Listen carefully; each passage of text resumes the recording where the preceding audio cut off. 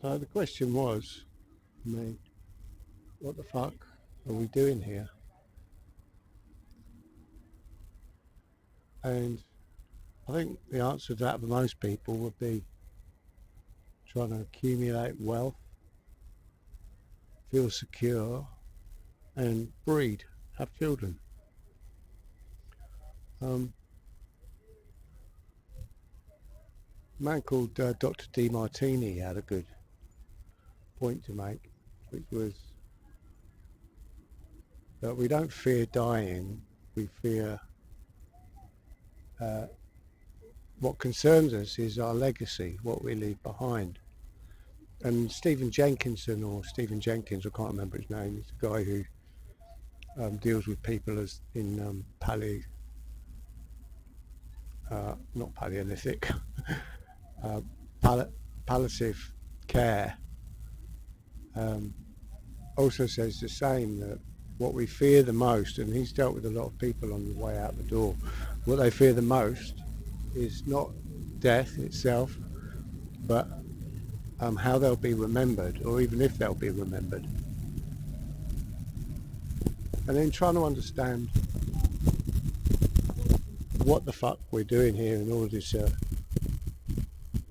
feel the most kind of satisfaction from our time here. It's probably best we understand that, or consider it in depth.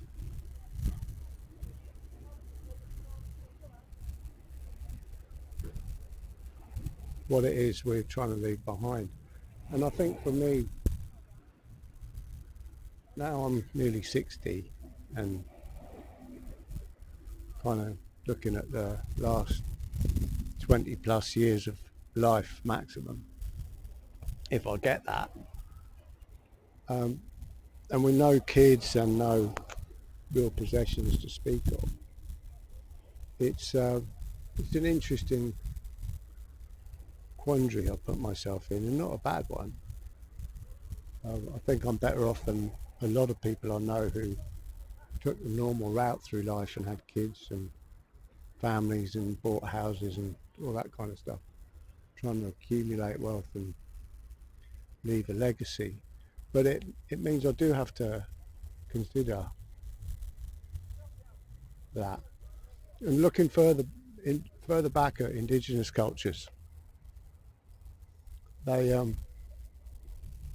their entire life and entire day would be spent um, considering the ancestors, considering what comes after, and working towards it.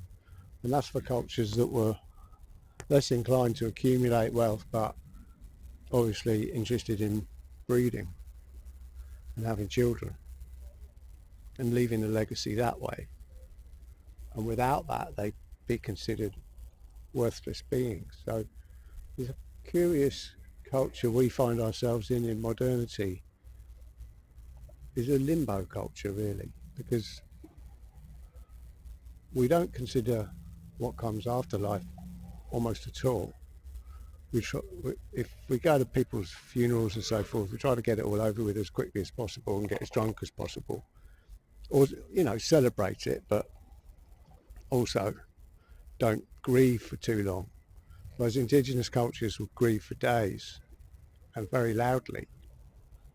So we've lost that, and yet at the same time, all the things we're in modernity that we're now chasing um, are irrelevant for what comes next, and it's such a small part of the whole.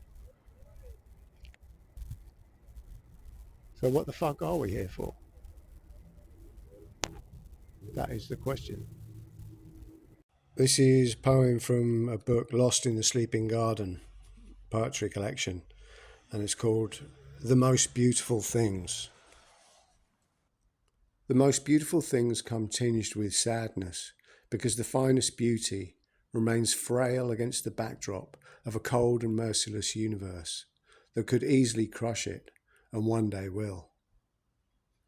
It takes strength not to become lost in anguish, strength enough to just let it be.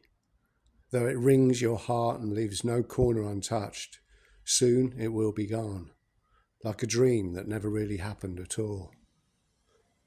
And now the voices of the approaching carnival drown out the silence. The eternity of the moment begins to fade away, as the throngs of colourful, shouting people and the drums and clatter distract my attention, and soon carry me with them away, in joy, abandon, and sweet forgetfulness.